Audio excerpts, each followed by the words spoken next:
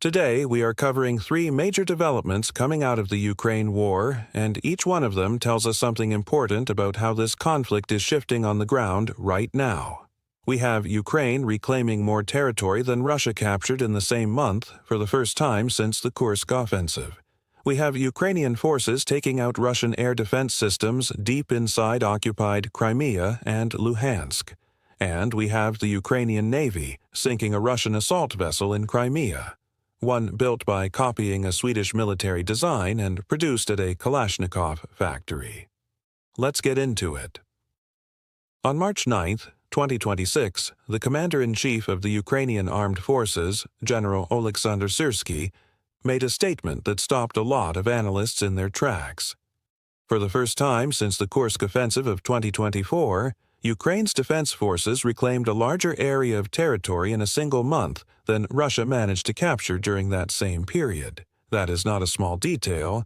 That is a measurable shift in battlefield momentum, and it comes at a moment when Russian forces still hold a numerical advantage of nearly 3-1 over Ukrainian troops in several sectors of the front.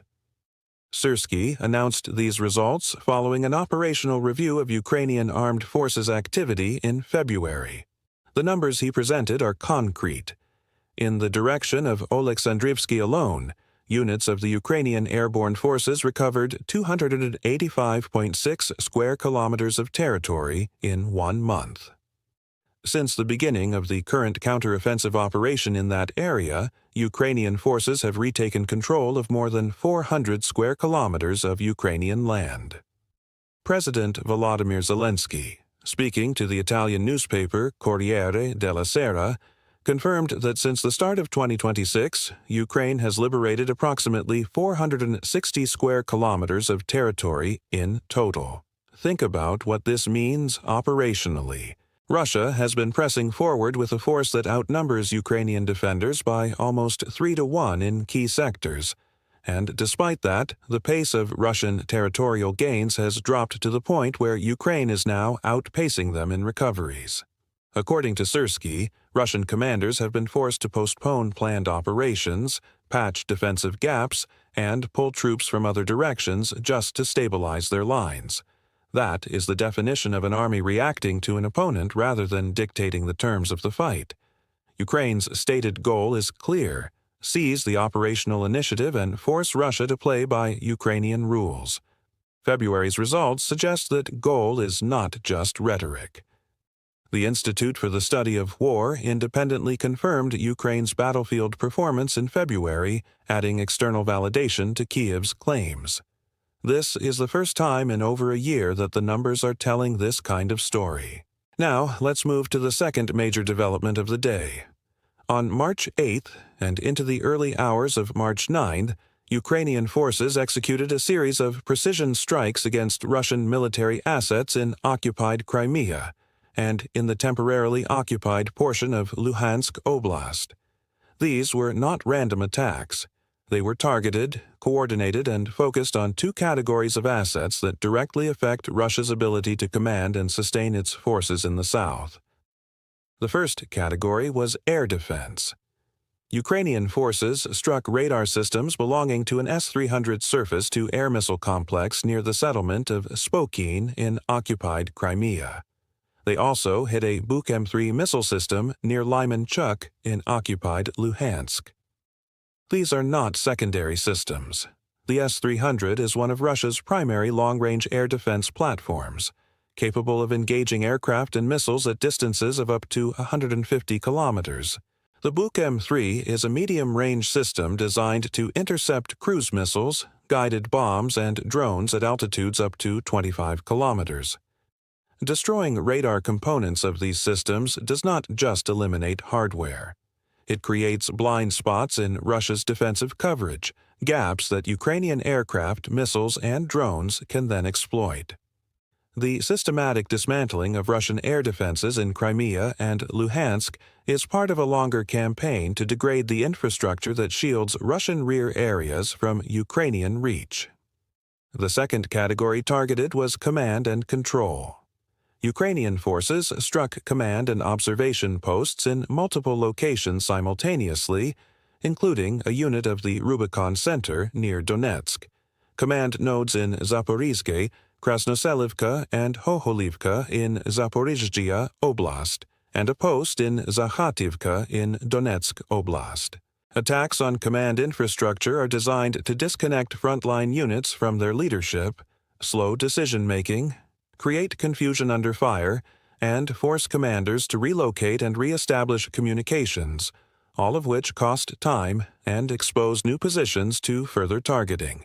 In addition, Ukrainian forces struck personnel concentration areas in Rodinske, Poltavka, in Donetsk Oblast, and Petropavlivka in Kharkiv Oblast, targeting troop assembly points behind Russian lines.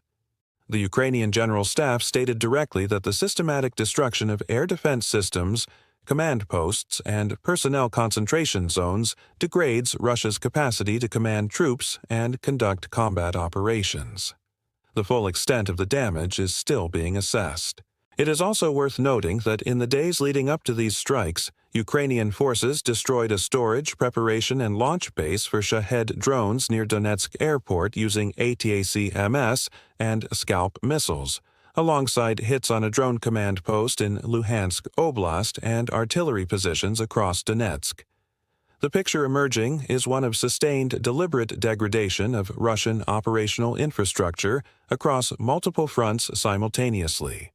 And then there is the third story from March 9th, and this one has a layer of irony that is genuinely worth pausing on. The Ukrainian Navy announced a successful precision operation in occupied Crimea, conducted in coordination with the Special Operations Forces.